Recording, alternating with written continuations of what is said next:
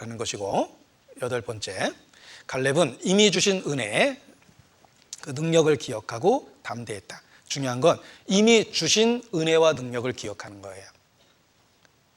이미 주신 은혜와 능력, 과거에 체험했던 하나님의 능력과 은혜를 기억하면 오늘을 살 수 있는 힘이 생깁니다. 민수기 14장 11절,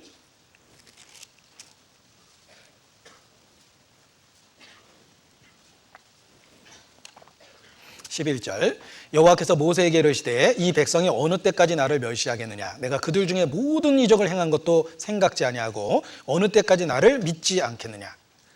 가데스 바네아에 올 때까지 애굽에서 출발해서 2년 동안 왔습니다. 그 2년 동안 내가 했던 일을 너희들 생각해봐라. 그 생각하지 않고 이제 와서 새삼스럽게 나를 원망하고 반역하느냐. 지금까지 행했던 모든 이적을 너희들 생각해봐라, 이런 뜻입니다. 14장 22절, 나의 영광과 애국과 광야에서 행한 나의 이적을 보고도 이같이 10번이나 나를 시험하고 내 목소리를 청종치 아니했다. 이게 이제 그 잘못된 사람들에 대한 책망인데, 갈렙은 이미 과거에 체험한 이러한 하나님의 은혜를 기억했기 때문에 올바른 결정을 한 겁니다. 신명기 1장에도 똑같은 말씀이 있습니다. 신명기 1장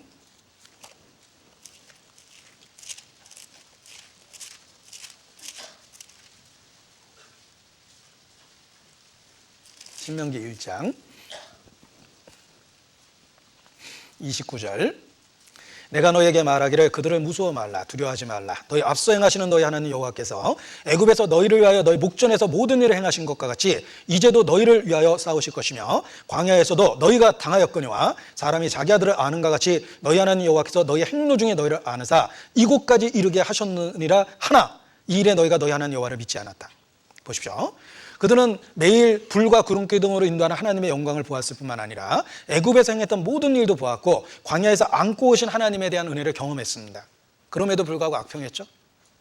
그러나 갈렙은 과거에 체험했던 하나님의 은혜를 그대로 기억하고 현재를 판단하는 근거로 쓴 거예요.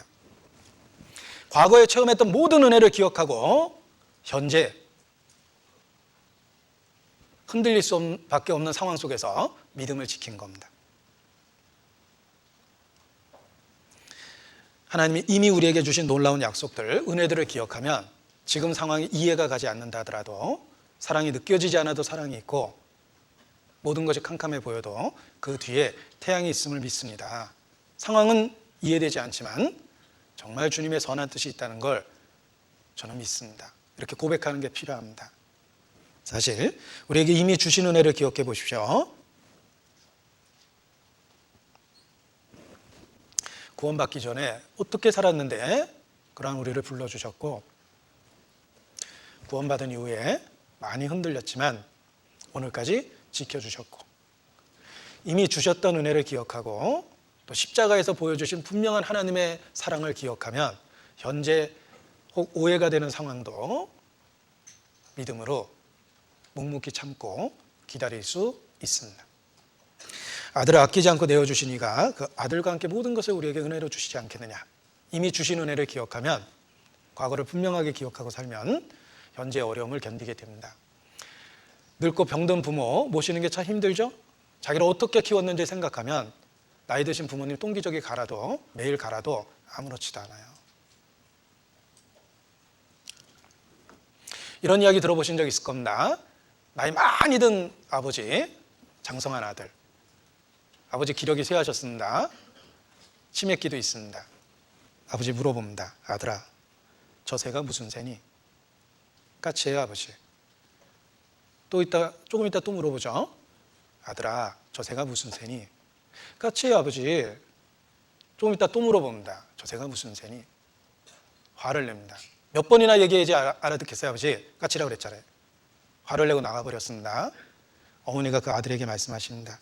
네가 어렸을 때 내가 아빠에게 저 새가 무슨 새냐고 하루 종일 쫓아다니면서 물어봤던 적이 있단다. 그때마다 아버지는 너에게 항상 까치라고, 내가 그 단어를 배우기를 원해서 그때마다 까치라고 얘기했단다. 그런데 너는 그 몇 번을 견디지 못하는구나, 이렇게 얘기를 했답니다. 부모님의 은혜도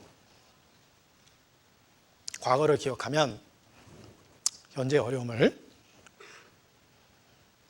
견딜 수 있습니다. 마찬가지로 하나님께서 이미 주신 과거의 은혜를 기억하면 현재 어려움도 해결할 수 있는 것입니다. 다윗도 그랬죠. 다윗이 골리앗 앞에 난생 처음 섰는데 이긴 게 아닙니다. 그 전에 이미 수없이 많은 사자와 곰과 싸웠던 그 과거를 갖고 있습니다. 그때도 하나님이 양 한 마리 건지기 위해서 사자도 이기게 했고 곰도 이기게 했는데 이스라엘 민족을 위해서 하나님의 이름을 더럽히는 저 골리앗을 틀림없이 이기게 할 거다, 이런 믿음이 있었던 거예요. 다윗의 믿음이 갑자기 뚝 떨어진 게 아닙니다. 옥동의 시절에 연단되고 연단됐던 과거, 이미 경험했던 은혜가 현재의 문제를 해결할 수 있는 믿음을 준 거예요. 마찬가지입니다. 우리가 갑자기 구원을 이야기하고 이렇게 이 땅에서 사는 게 아니라 이미 주셨던 많은 은혜가 있습니다. 그래서 기억해 보면 현재 우리가 갖고 있는 문제에 대해서도 믿음을 유지할 수 있는 것입니다. 제가 찬송가 가사 중에 정말 은혜가 돼서 저한테 수십 번 반복했던 가사가 있습니다. 하나님 한 번도 나를 실망시킨 적 없으시고 언제나 공평과 은혜로 나를 도우셨네. 지나온 많은 세월들 돌아보아도 그 어느 것 하나 주의 손길 안 미친 것 전혀 없네. 그 찬송 오신실하신 주, 이런 찬송인데 하나님 한 번도 나를 실망시킨 적 없으시고, 그러니까 한 번도라는 말을 붙잡고 자기 인생을 한번 뒤돌아보세요. 한 번도 하나님 우리를 버려두신 적 없습니다. 그 증거는 지금 이렇게 주의 이름을 부르고 있다는 거예요.